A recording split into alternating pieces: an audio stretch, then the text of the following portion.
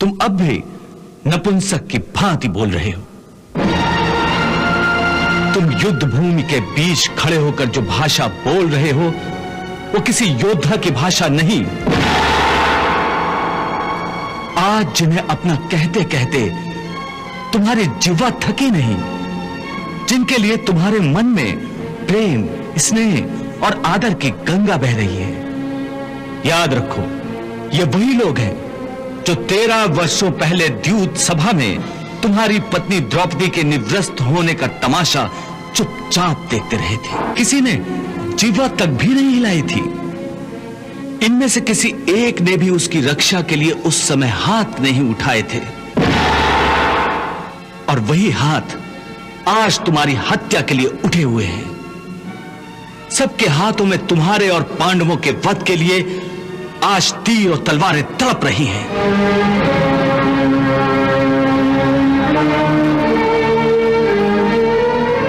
क्या यही तुम्हारे अपने हैं जिनके लिए तुम प्रेम और आदर की भाषा बोल रहे हो? हे अर्जुन, तुम इस समय कोई लगन मंडप में नहीं हो, बल्कि युद्ध भूमि पर खड़े हो, और जिन्हें तुम अपना समझ रहे हो वो इस युद्ध भूमि में तुम्हारा स्वागत और आदर सत्कार करने नहीं आए हैं। वो सब के सब तुम्हारा और तुम्हारे भाइयों का नाम अपने अस्त्रों पर लिख कर आए हैं।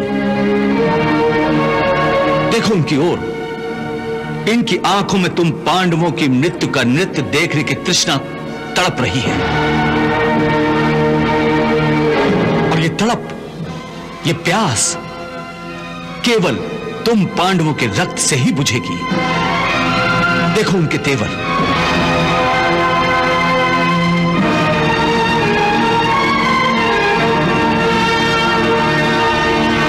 देखो ये विषैले बाण किस किस को अपना निशाना बनाने के लिए उत्सुक है।